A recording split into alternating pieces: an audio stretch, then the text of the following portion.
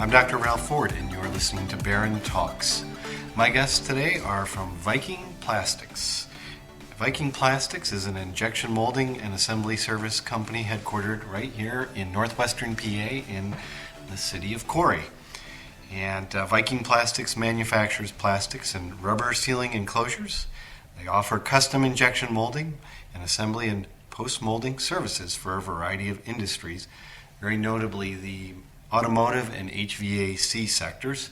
And I will also add a longtime partner and friend of Penn State Barron as a company and as individuals. But joining us here today, we're actually interviewing two people today. Kelly Goodsell, the president and CEO of Viking Plastics, and Sean Gross. Sean is a graduate of Penn State Barron, and he has the somewhat unique title of Vice President of Culture and Business Development. So welcome here, gentlemen. Thank you. Morning. I appreciate you joining us. Well, let's just, I always like to hear how, let's hear about the origin story. So let's go back to the origin of Viking Plastics back in 1972 and the sort of projects you created at that point and the early growth of the business.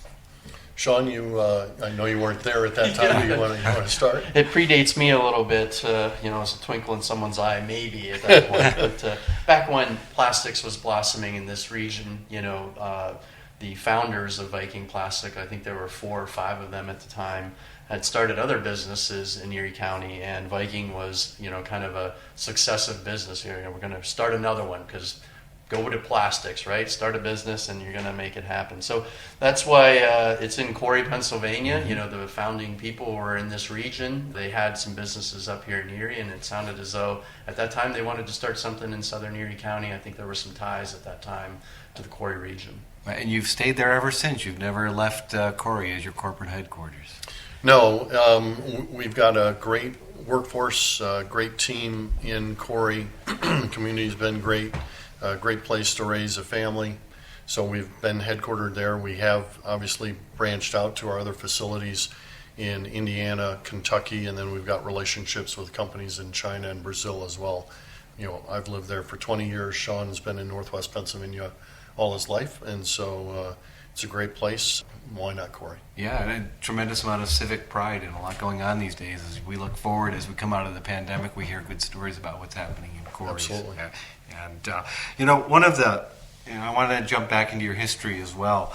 In the 1980s, of those of us who remember, the unfortunate Tylenol tragedy, with people putting poison into some of the Tylenol pills when we didn't frankly have that technology to prevent tamper-proof containers, but you played a role in that. I mean, your company did. Could you tell us, what was that? How did you play a role in that?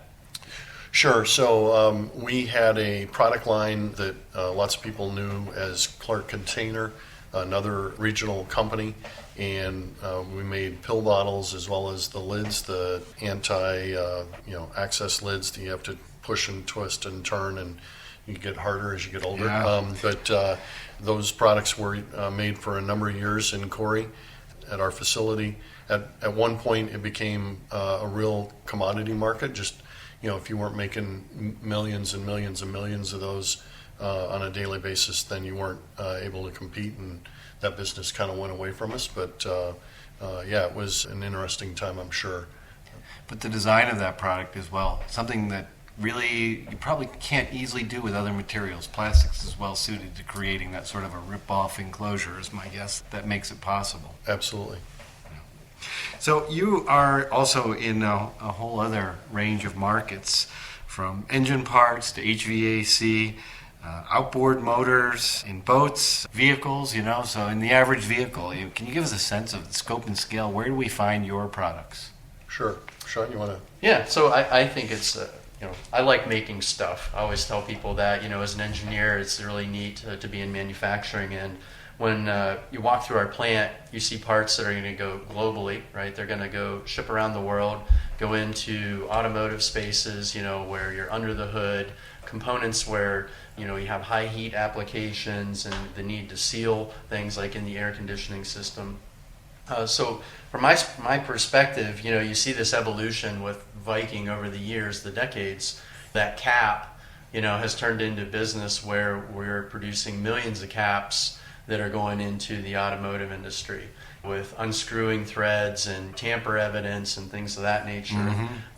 The pride I have is when I have a customer come and they say, well, what do you make for us, right? We have all these different customers, and literally a couple weeks ago we had a power outage in the community, and we had a big customer in, and what are you making for us? So, hey, pop the hood of this vehicle and we'll start pointing it out, So it's kind of I think a neat thing to have in northwestern Pennsylvania, the ability to make stuff, right, that's going around the world and going into some pretty cool applications. Well, I think that's one of the things that I came here 27 years ago, and it's just very, very characteristic of the region.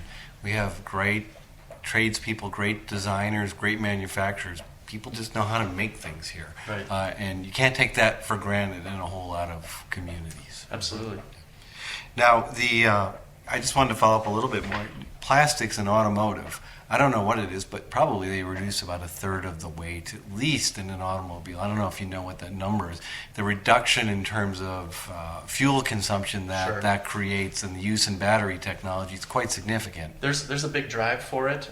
We engage heavily with our various customers. I mean, if it moves and it has an energy efficiency standard, if it, whether it's a compressor, when you think about a geothermal unit with a compressor system, the ability to gain 3 or 5% energy improvement is monumental to them. It's transformative for their business, and we've done that with companies. The automobile, lightweighting is a buzzword. How do we take this metal component and use polymer technology to reduce it? An example is a steering column. You have a cast aluminum or a machined aluminum housing that now we can turn into a thermoplastic and reduce pounds out of a vehicle and do it for less money, right? So it's kind of a win-win situation that that we get engaged in with them. But it requires a lot of technical knowledge. You got to understand the strengths of the materials and where they are going to play the role and where they're going to succeed and where we've got to overcome some challenges. The variety and the number of plastics materials. I'm not an expert in this, but I know enough to know it's very great. And then you get into issues of thermal management and thermal properties that you have that are very demanding. So it's always pushing the edge of of technology.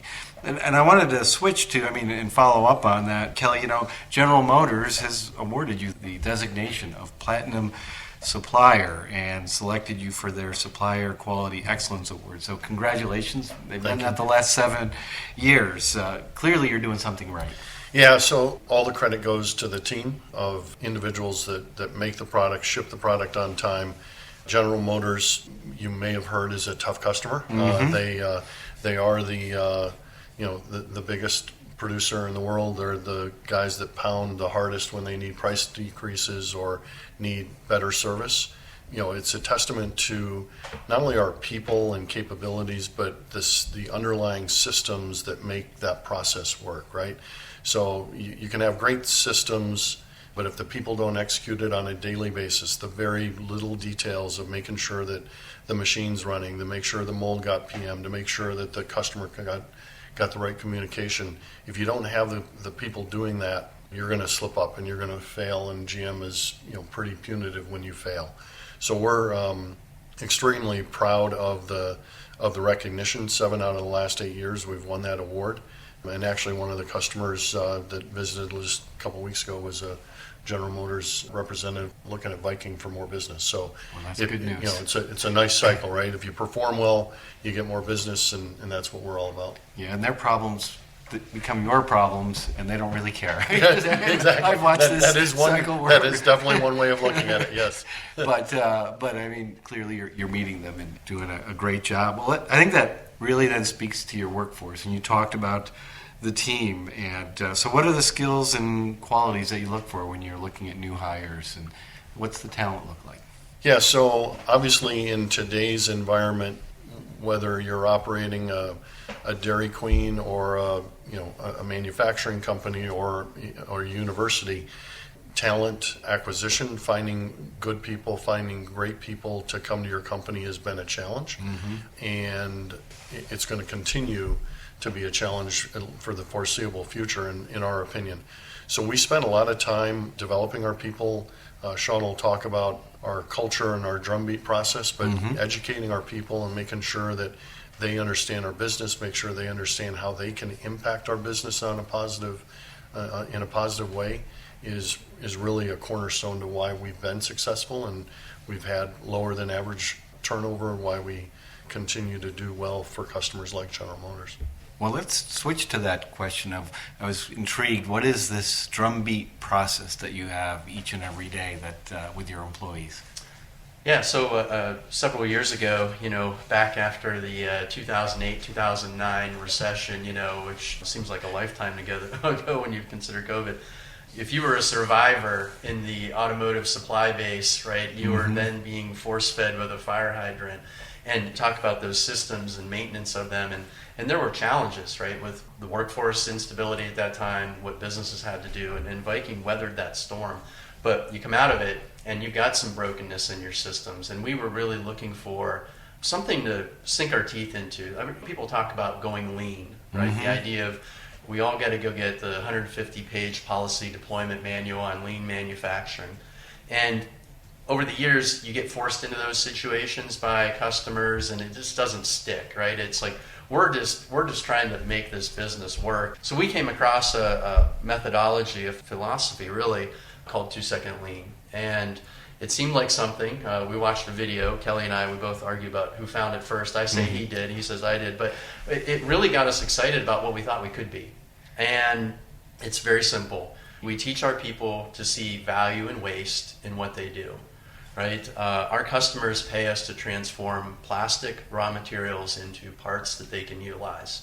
And we wrap a whole bunch of things around that in our processes that don't add value. The idea of movement, of transportation, of storing things that don't add value. So we want to train people to see waste. And then we ask everybody to just be an improver, to make a small 2-second improvement in something that frustrates or bugs them every day. It could be, I never have a broom where I need a broom, right? And we put up with that craziness for decades as businesses and organizations. We wallow in that waste and we say that's just the way it is. But we start to break that cycle and say, I want you to make some small change. We get wrapped up in the $10,000 or $15,000 improvements. Businesses go after those. We want everybody making some small improvement every day. And then the third is to share them. And when we share those, we do that at we call it our drumbeat meeting. So everybody's expected to attend one of our 4 drumbeat meetings. And that is really the backbone of our culture and our lean journey. And we work to be a very transparent company.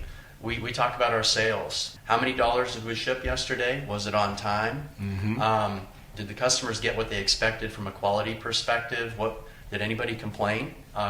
Did we have anything that we found internally that we didn't do correctly? We educate the workforce every day. One of the forms of waste, the 8 forms of waste. And, we actually quiz ourselves. It's like, hey, does everybody know these wastes, and can you point to them? And then people share those 2-second improvements. They yell them out in our drumbeat meeting. Hey, I found this tool, it was laying over here, it didn't have a home, and now I labeled it and I labeled the home. It's very simple things that eliminate thousands and thousands of paper cuts that as manufacturers we've just put up with for years.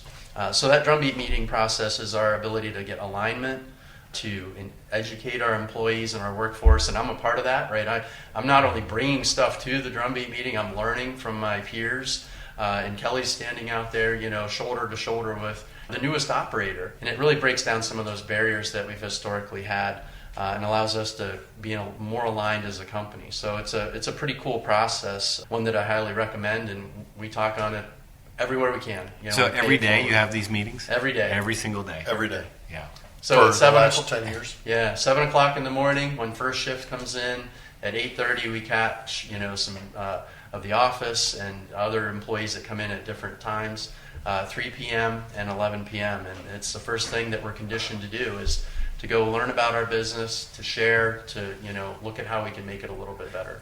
What a great idea, because everyone gets overwhelmed with, okay, you've got this whatever the target is, but it's never you can bite. You can't go after it in one chunk. So this little idea, a little bit of improvement every day, it adds up, and then it becomes exponential, that growth.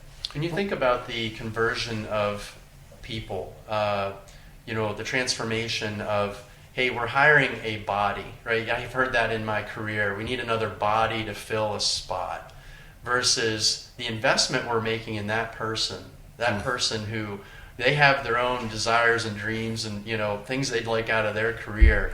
Where before it's like, you know, just be a number, fill this spot, stand at this machine, you know, move this material. But now, hey, I want you to be a process engineer for us. We don't just have process engineers, which we do, you know, have the formal title, but we all do from the standpoint of we're here to learn and grow and make it better every day. And so many people get excited about that. We've had people that have come to us and said, you know, I wish the last place I worked at had done this. Mm-hmm. Because they're not in existence anymore. And what a powerful statement, right? That an operator who comes in, who's, you know, worked for 10 years in other manufacturing spaces, recognizes the value of that process to their career and where they're, you know, going to be going in life. And it sounds to me like Kelly and Sean, both of you are out there on the factory floor each day. Absolutely. It's not a, here's the program, go do it for everybody else. It is literally a all hands on deck, every person, Rob Elchinsky, our operations manager, myself, quality manager, everybody in the company. When our sales guy from Detroit shows up, he goes to all the drumbeat meetings. It's and with technology, it's been even better because now every day our people in Detroit remotely, virtually call in, and so they're able to participate as well. Wow. And you know, the two of these kind of tie together. So your question about how is, you know, hiring people and, you know, retaining people working versus the culture side of it.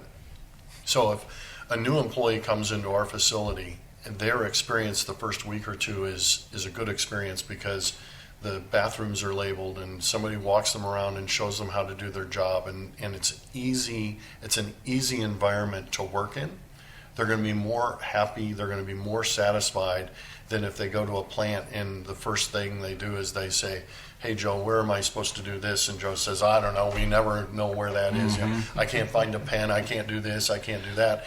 That feeling of satisfaction helps us retain people and bring people in, and they go tell their friends, and it's our reputation for sure. Yeah. It becomes what we're known for. It is that, you know, you're empowering them to make the decisions to make the company better. Right. Absolutely. What you do.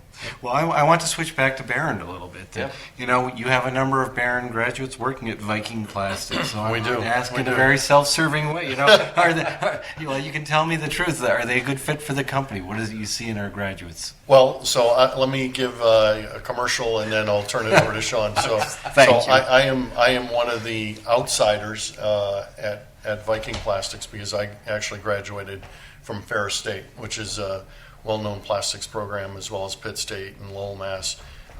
And so every time there's a mistake on the floor, there might be a joke, whether it's a Penn State mistake or a Ferris mistake. But no, the quality of talent coming out of Penn State has been awesome for a number of years. Sean's a perfect example, and Sean's up here, I don't know, twice a year, I think, with the recruiting process. Recruiting and doing a little guest speaking for one of Brad Johnson's classes, you know, bringing freshmen in and talking to them a little bit about what not to do and how to embrace this. Well, I will say thank you because, you know, as a faculty member here as well, I often, and by the way, I have industry experience. I worked at IBM and I worked at one of the national labs for a while, but I could tell the students, but when they hear it from somebody from industry, it does make a difference. Right. We might have the same message, but you've got some different and very current perspectives. So thank you for doing that and coming in and meeting with them. It does mean a lot, but I'm just going to switch back to Kelly here for a second and say, okay, so you said the very nice things, but you do have two children here who are studying at Barron, and you know, what are they studying and how's their experience? Sure. So I have 4 kids. Girl, boy, boy, girl, and our first boy and our last girl attend here. So JP is a senior this year studying plastics engineering as well as the IBE program, which I never can remember what those initials stand for. but Interdisciplinary Business and Engineering. I knew somebody would tell me. And Meg, our youngest, is studying biology. The campus is wonderful. The people have been first class, and the people that we hire at Viking Plastics have all been very successful. And so we knew if our kids, you know, applied themselves and did the right things, that they would get a great education here, and we're happy with their experience here. So it's been good.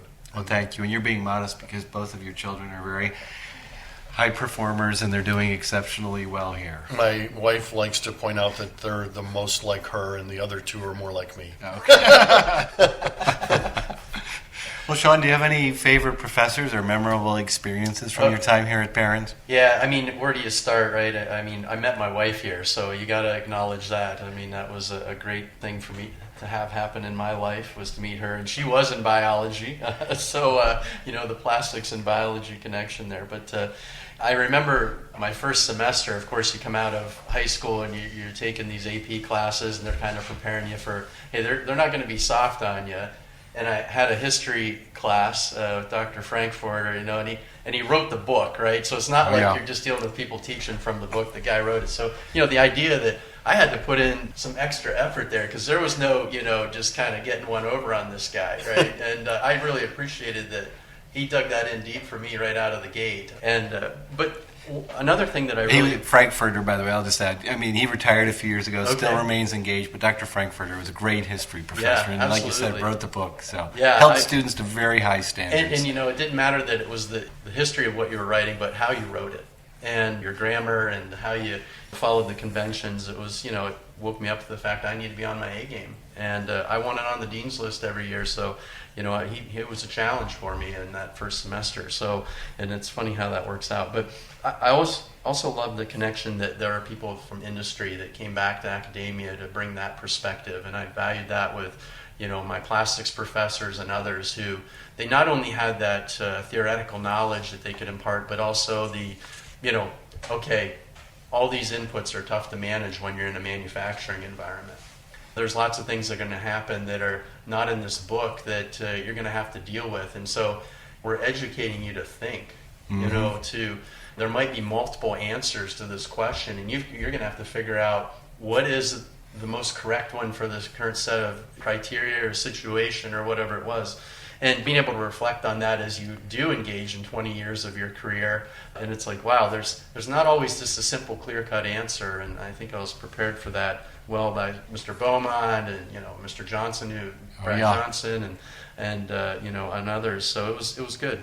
That's one of the transitions that you just constantly see, and you like to see as a faculty member, it doesn't matter what the discipline is that students coming in, and I remember being there as well, you think everyone knows the answers in this world. Well, that's just not the case. Right. And that's why we come here and we learn about the complexity of a whole different variety of subjects, and we go out into the world and solve problems. Well, I want to just go one, ahead. just one comment on how this all ties together. So there are certain colleges that really do a great job of preparing our future workforce on a hands-on basis, and there's other universities do a great job from an engineering basis. But I think the blend, especially at Penn State Barron, the blend of having an engineering-based education and having the practical ability to be hands-on with the machines, with the equipment, really prepares a number of individuals for a great career. And if you look at your graduation rate and how highly sought after kids are, I think it's a testament to your program. So it's well done. That really embodies, I'd say, philosophy. You may hear us use it a lot in terms of open laboratory. The idea is, at its fundamental core, is we've got this great academic institution, a Penn State University degree that you get here. But on top of that, we want all of our students working with and experiencing real-world problems by the time they get out the door. That's a hard thing to achieve. I can't say we're 100% where we'd like to be, but that's something that characterizes us, and it comes out of that thinking that we've got. I just wanted to ask you the question, Kelly. You got involved, or you purchased Viking Plastics in 2006. What led to that decision? How did you come to that juncture in your life?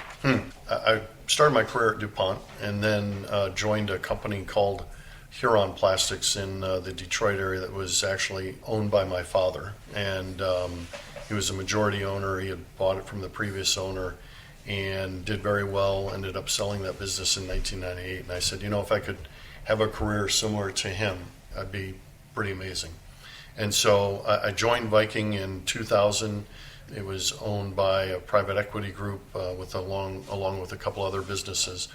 And the business was up for sale. They're trying to sell all the businesses at the same time. And I kept sending them letters saying I'd really like to buy the Viking Plastics business by itself. And I was lucky enough in 2006 to be able to make that happen with help from a lot of advisors and my family.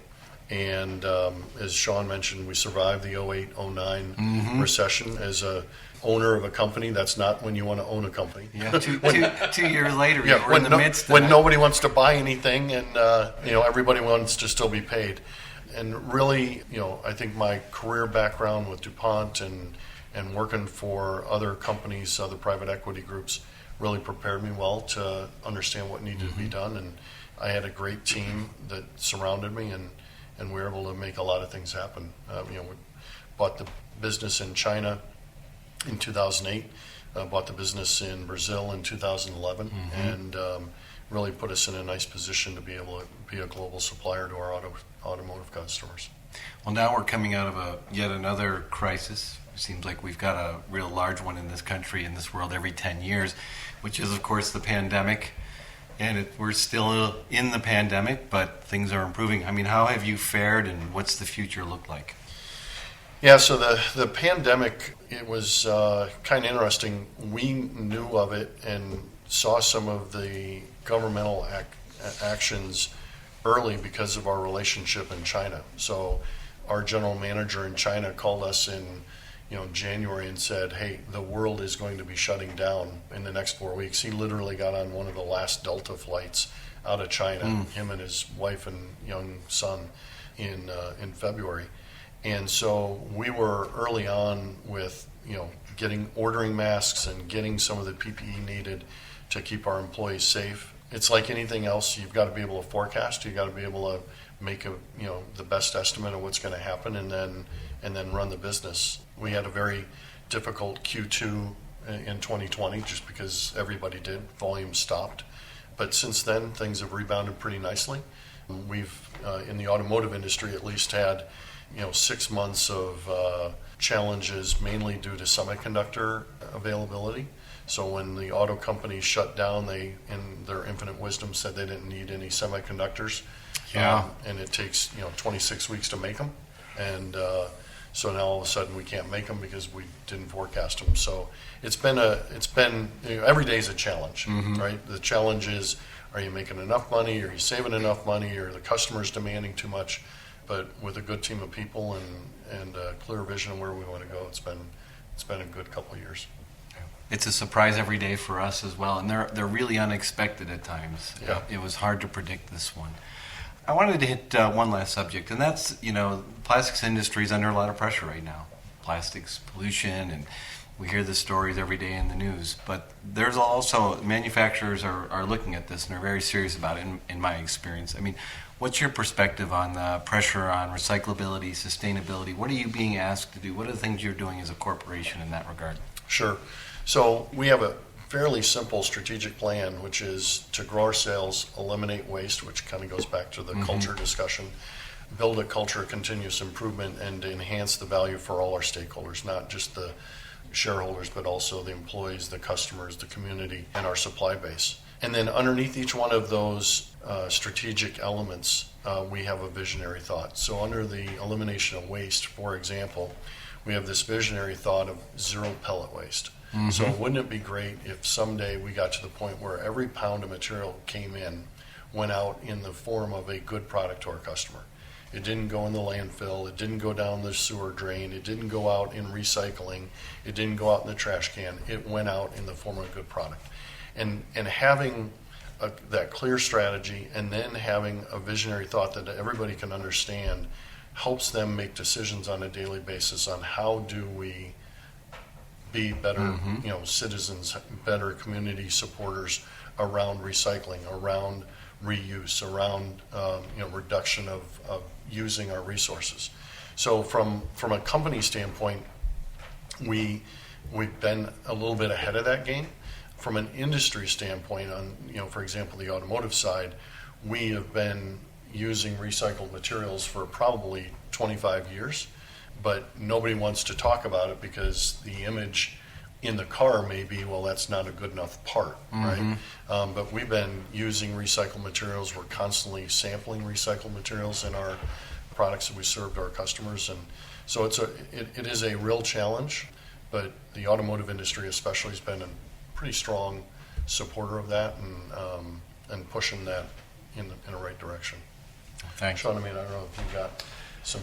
Yeah, I mean, I think the challenges are one of variety. I mean, there are tens and tens of thousands of grades of any of these resins, amongst a dozen classes, right? And as you probably experience here at Barron, people were coming to you trying to figure out, how do we do separation?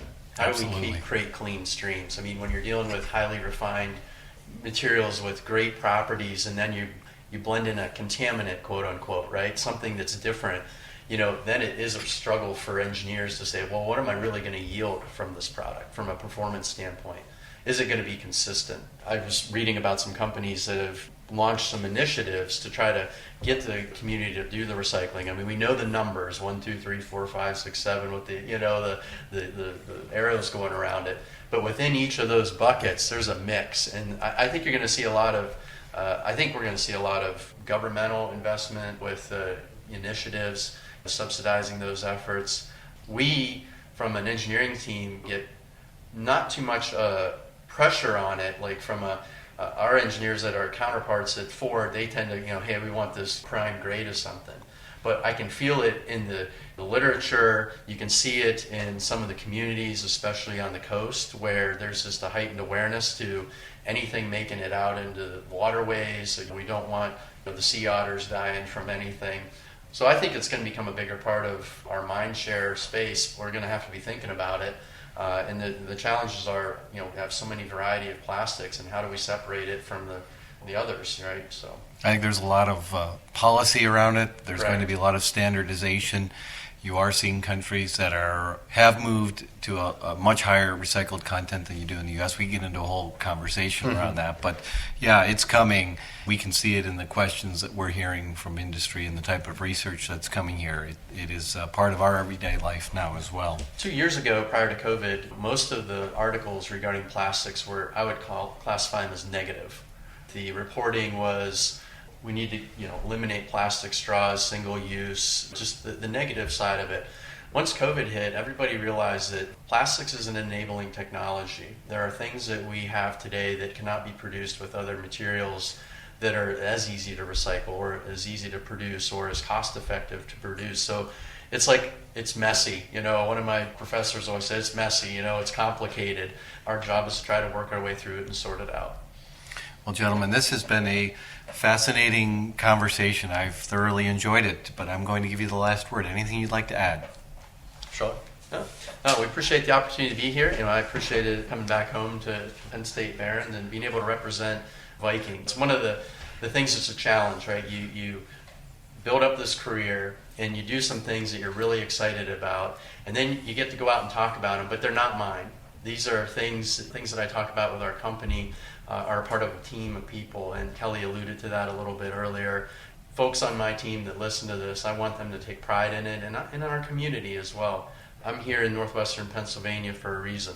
I see opportunity. When people see negative things about us, I see the positive things, and working at Viking is one of those positive things for me, and working with the people. So appreciate your time. Really well said. My guests today have been Kelly Goodsell, the CEO and president of Viking Plastics, and Sean Gross. We're very proud of you as one of our graduates, Sean, and thank you for taking the time today. I'm Dr. Ralph Ford. You have been listening to Barron Talks. Thank you. Thank you.